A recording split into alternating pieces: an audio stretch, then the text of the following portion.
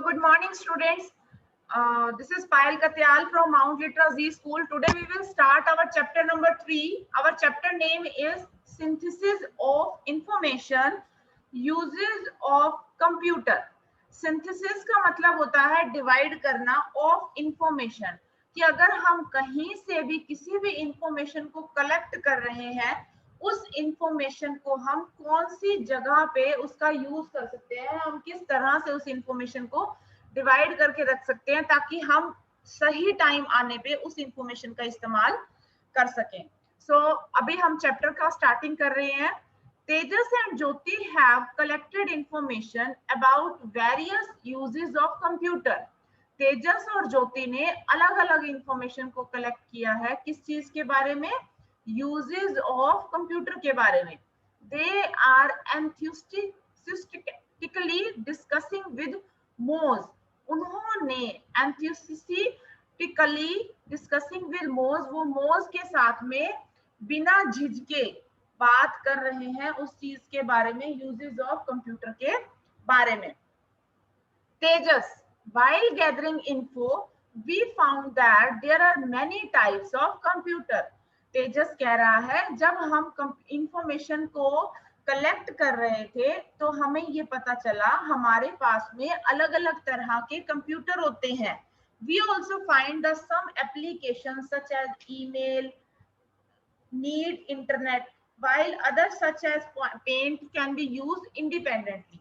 और हमें उस टाइम पे ये भी पता चला कि जब हम कोई सॉफ्टवेयर का इस्तेमाल करते हैं, जैसे ईमेल का इस्तेमाल कर रहे हैं, एमएस ऑफिस का इस्तेमाल कर रहे हैं या पेंट का इस्तेमाल कर रहे हैं, तो जब हम ईमेल का यूज कर रहे हैं तो उस टाइम पे हमारे को इंटरनेट की जरूरत होती है, लेकिन जब हम पेंट का इस्तेमाल कर रहे हैं तो हमें उसमें इंटरनेट की जरूरत नहीं होती है, उसको हम इंडिपेंडेंटली ही उसके ऊपर हम काम कर सकते हैं। आगे अब आता है आपका ज्योति। ज्योति क्या बोल रही है? देयर आर सम एप्लीकेशंस, इसमें कुछ ऐसे एप्लीकेशंस भी जो हैं which are used to control device such as washing machine and some applications which are used for special purpose such as weather forecasting। ज्योति बोल रही है इसमें कुछ ऐसे एप्लीकेशंस भी होते हैं जिनको हम डिवाइस को, जो हमारे डिवाइस को कंट्रोल करता है, जैसे कि अगर हमारे घर पे मशीन है तो उसके अकॉर्डिंग हम काम करते हैं। हमारी मशीन को अगर हमने रोकना है, स्टॉप करना है या स्टार्ट करना है, तो ये सारी चीजें जो है ये क्या है? कंट्रोल्ड डिवाइस है, लेकिन इसके अंदर कंप्यूटर फिक्स्ड है। Which are used for special purpose such as weather forecasting. जैसे कि अगर हमारे को वेदर के बारे में जानना है कि कल बारिश होगी या नहीं, कल का मौसम कैसा रहेगा, उस चीज के बारे में, तो हम इससे कंप्यूटर की हेल्प से इसके बारे में हम जान सकते हैं, वेदर फोरकास्टिंग के बारे में हम जान सकते हैं। जैसे ही आप अपने फोन के अंदर अगर आप ऑप्शन को ओपन करते हो ना, वेदर फोरकास्टिंग का या वेदर का ऑप्शन ओपन करते हो, तो उसमें आपके पास में वो स्क्रीन आ जाएगी कि आज रेन होने वाली है या नहीं होने वाली, आज के दिन धूप आएगी, या जो भी इंफॉर्मेशन होगी वो सारी चीजें आपको प्रोवाइड कर दी जाएगी। वो किसके थ्रू होता है? वो इंटरनेट के थ्रू, कंप्यूटर की हेल्प से।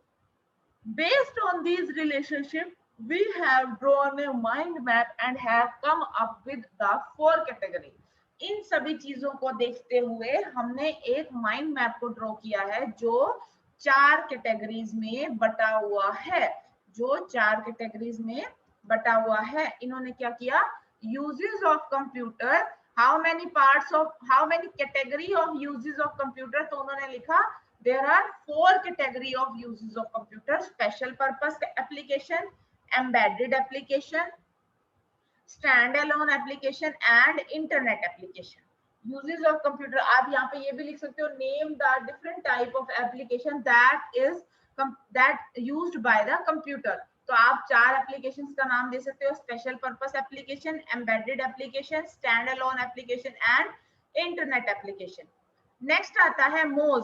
Well done, I see that you have grouped the gather information on uses of computer neatly into 4 category। मोज कह रहा है मैंने ये देखा है कि आपने जो इंफॉर्मेशन को आपने कलेक्ट किया है, यूजेस ऑफ कंप्यूटर की इंफॉर्मेशन को, उसको आपने 4 कैटेगरी में डिवाइड कर दिया है। तेजस, our teacher help us to identify suitable name for these category। हमारे टीचर जो है हमारे को इस चीज में हेल्प करेगी आइडेंटिफाई करने में कि इन कैटेगरी में अलग अलग कौन से नाम का इस्तेमाल किया जा सकता है। Jyoti, but this is only one way of categorisation. लेकिन कैटेगराइजेशन यानी कि डिवाइड करने का सिर्फ ये एक ही तरीका था। My friends have created different categories and also represented it differently. मेरे फ्रेंड ने इनको अलग अलग कैटेगरीज में डिफाइन किया है और उनको अलग अलग तरह से ही रिप्रेजेंट करा है लोगों के सामने। We will show their work after we describe our work। हम उनका काम भी आपको दिखाएंगे, लेकिन सबसे पहले हम अपने काम को शो करेंगे। Moz, okay, tell me more about how you categorize the information। वो बोल रहे हैं कि चलो और बताओ कि आपने किस तरह से ये कैटेगराइजेशन को किया है। ज्योति, इन आवर स्कूल, हमारे स्कूल में some of the computer do not have internet. कुछ कंप्यूटर्स में इंटरनेट नहीं है, हमारे कुछ कंप्यूटर्स में इंटरनेट नहीं है। So we first listed activity which can do even without internet connectivity.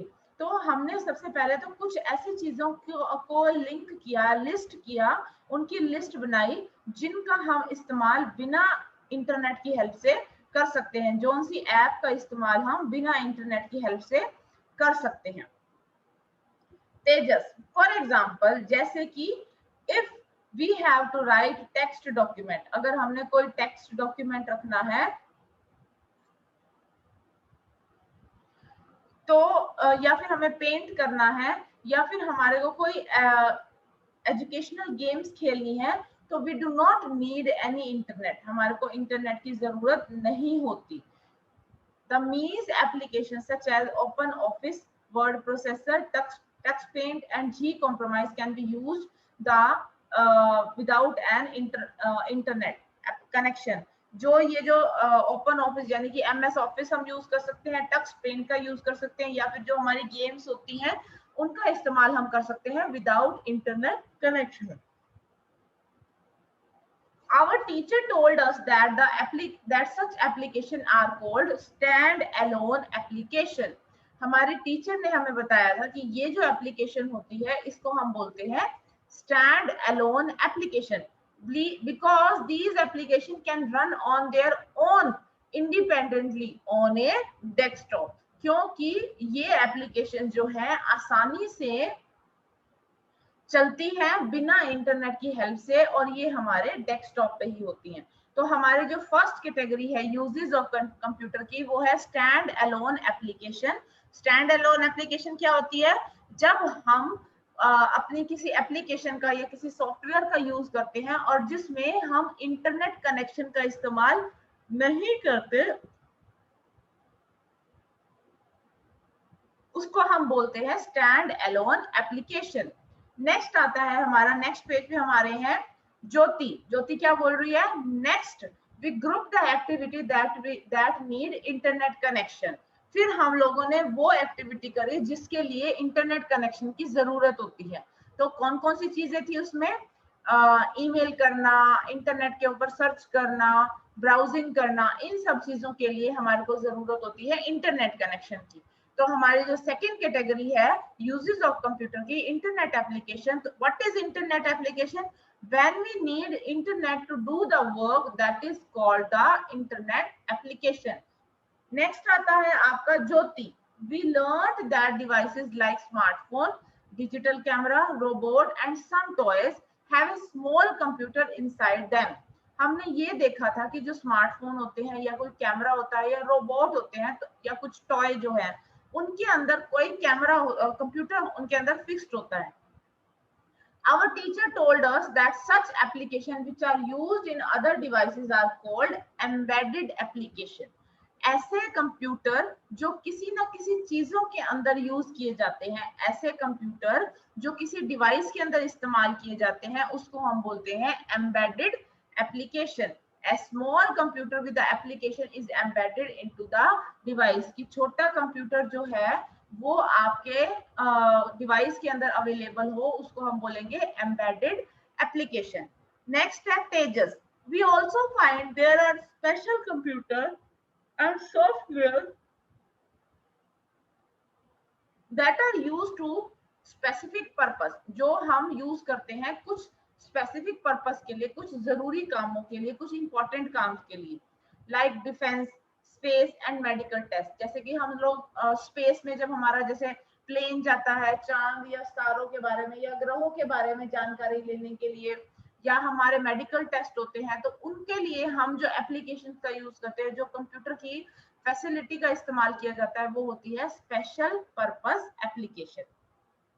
So there are 4 type of category of uses of computer. Number 1 is stand-alone application. Number 2 is internet application. Number 3 is embedded application, and number 4 is special purpose application. Stand-alone application कौन सी होती है? ये वो application होती है जिसमें हम लोग इंटरनेट का इस्तेमाल नहीं करते, जो जिन एप्स को करने के लिए इंटरनेट का इस्तेमाल नहीं किया जाता. आगे है इंटरनेट एप्लीकेशन. जो ऐप जो है हमारी इंटरनेट की हेल्प से वर्किंग होती है, उसको हम बोलते हैं इंटरनेट एप्लीकेशन. नेक्स्ट है हम लोगों का एम्बेडेड एप्लीकेशन. एम्बेडेड एप्लीकेशन मतलब कि जो स्मार्टफोन्स या डिजिटल कैमरास या रोबोट्स के अंदर जो कंप्यूटर जो है फिट होता है, उसको हम बोलते हैं embedded computer. And next one is special purpose application. Special purpose application मतलब जब हम लोग कंप्यूटर का इस्तेमाल करते हैं किसी स्पेशल जगह पे, जहाँ पे स्पेशल कंप्यूटर की फैसिलिटी का इस्तेमाल किया जाता है, जैसे मेडिकल में टेस्ट करने के लिए, स्पेस में जाने के लिए, तो उसको हम बोलते हैं स्पेशल पर्पस कंप्यूटर.